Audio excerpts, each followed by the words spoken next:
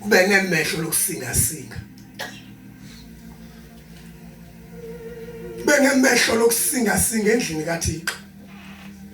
Ayikwazeki into yoba xa umzalwane ulale uvuke, ulale kakhulu uvuke, nakodwa sewuvukile uhamba ngonyawo lonwabo.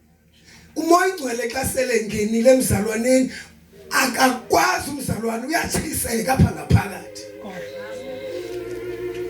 Njengoba umoya inkonzo bekuthiwa ingena ngo-9 sizobonana apha ngo-9, but ke ngoku nalo uzovula inkonzo kuye kathiwa zayivule ngo-10. So xa uzovula inkonzo ngo-10 funeka ubeni kanti ngo-9:45 sele ulapha uhlabelela, nawe uphethe imic uhlabelelayo, uphethe ikeyboard uhlabelelayo. Bonke abaphethe izixhobo zikaNkulunkulu xa kuthi inkonzo ingena ngo-10 bayayazi into yokokuba ngo-10 sebelawa. I mean ngo-1:15 okanye 1:30. Iwesi ke ngoku naxa uthi wena ungumthandazi, ibandla xa ungumthandazi lixhomekeka phezu kwamagxa wakho, enhlizweni yakho. Awukwazi ukuleva eziko ungumthandazi, awukwazi ukuleva ekameleni ekomi, uhlele ekomini uthi ngexesha ungene ngenyawo ekomini ukube nexesha la uthetha ngezandla, ulinganisa izinto ngoba utshiswa umoya Ingcwele. Kubuhlungu bazalwana ungazani nomoya Ingcwele, because xa sithetha izinto ibangathi sithetha izinto ezifana.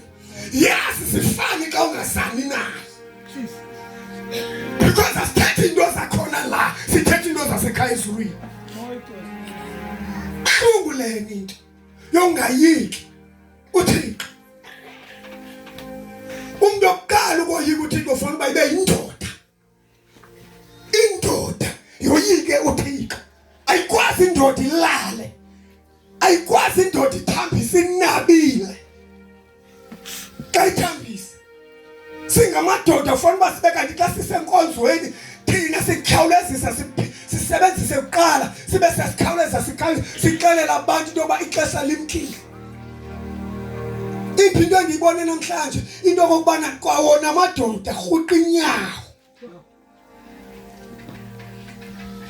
Ubheke endlini kaNkulunkulu, buhlungu loo nto leyo. IBhayibhile ithi uThixo waqala wadala indoda, wada indoda yayinamandla obuqaqawuli. USathana wayangasondele endodeni ngoba indoda yayinamandla, sangakwazi nokusondela. Wathi zasondela uSathana kwakhona umfazi. Ekubekubeni bakubekho umfazi wasondela uSathana, akazange asondele endodeni, wasondela emfazini. Walilimaza ibandla emfazini.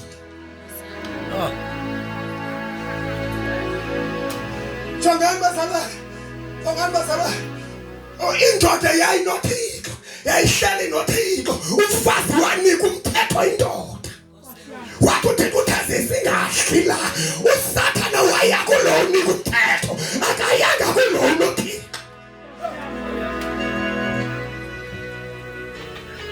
Madoda liyamka ibandla, lizomka ngenxa yalo moya kaJezebheli, ngoba lo moya kaJezebheli ukhangelela cala labafazi kuzuzolimaza indoda.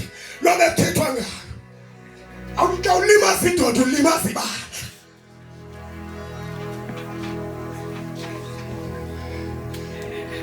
Buhlungu lento,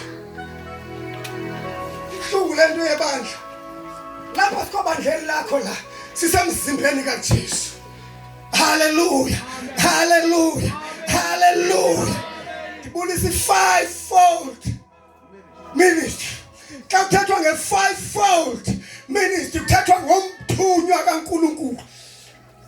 Come on class, kuthethwa ngomthunywa kaNkulunkulu, kuthethwa ngomfundisi, kuthethwa ngomvangeli, kuthethwa ngomprofeti, kuthethwa ngomdala elder. Abo bantu abo funeka bezaliswe ngumoya Ingcwele. Ngabona bona bonke bokuqala funeka bazaliswe ngumoya Ingcwele. Bengenaxesha lakuphumula, bangenaxesha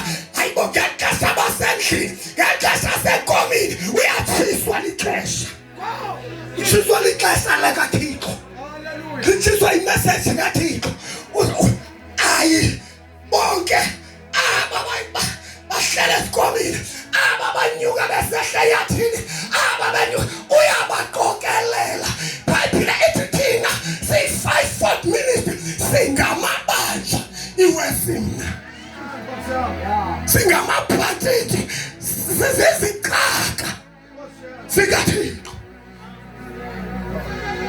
abantu abangafa abantu abazawuzeka abantu abazabasisibonelo abantu bazawuzeka emsekweni abantu abazeka emsekweni kaKristu okay iBhayibhile kwani nakufuna iBhayibhile iyabuza kwaba abantu bangabathunywa bonke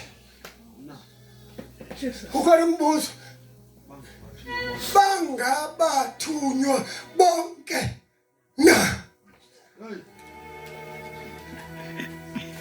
ndingawuyeka umsebenzi ndithi ndithunyiwe ndingawuyeka umsebenzi ndithi ndithunyiwe ndiyawusebenzela uNkulunkulu sonke siwuyeka umsebenzi sithi sithunyiwe umbuzo usemile bangabathunywa bonke na phezu kwempilo zabo kukho umbuzo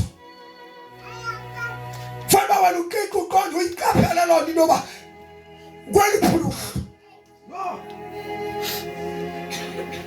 lena imvaba okanye lena i-movement yobunzulu bukamoya oyingcwele ivuswe umoya uYesu okanye umoya oyingcwele okanye uJesu uze wavusa abapostile okanye abathunywa wathetha kubo wathi alikho ibandla lam lisatshele uSathane ulifake entolongweni ulivale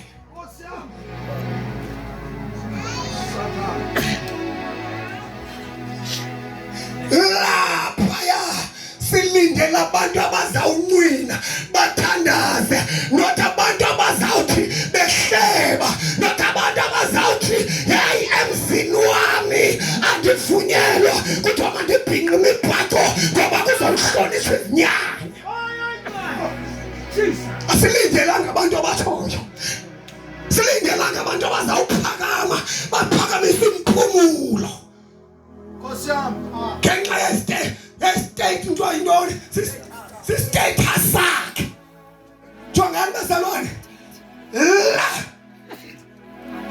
siyalingana sonke la akhala senobuyi okanye senoba ungumongameli akhala sekunoba khange ndiqale ngoku ukushumayela oko ndimile ndiyashumayela kange lina nifota ngegama lika uliba unyuka usehla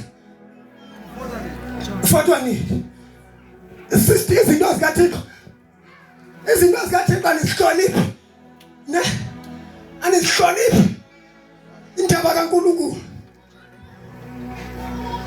asinangxaki okanye andinangxaki ndimfundi jonga sizafundela beyakhumbula moselalizwi okay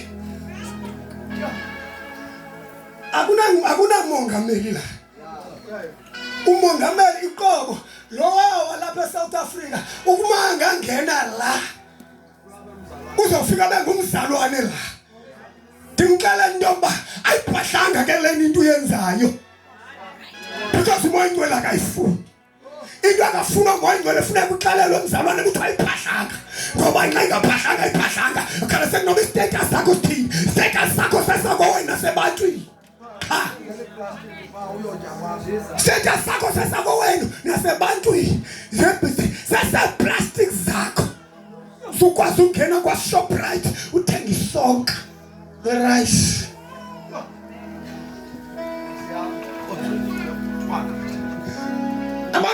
abantu ingxaki yabo bathe sithi zizithetha zabo ngaswaye bephakamile enkonzweni kaNkulunkulu baphakame bathi baphakamele nomoya ingcwele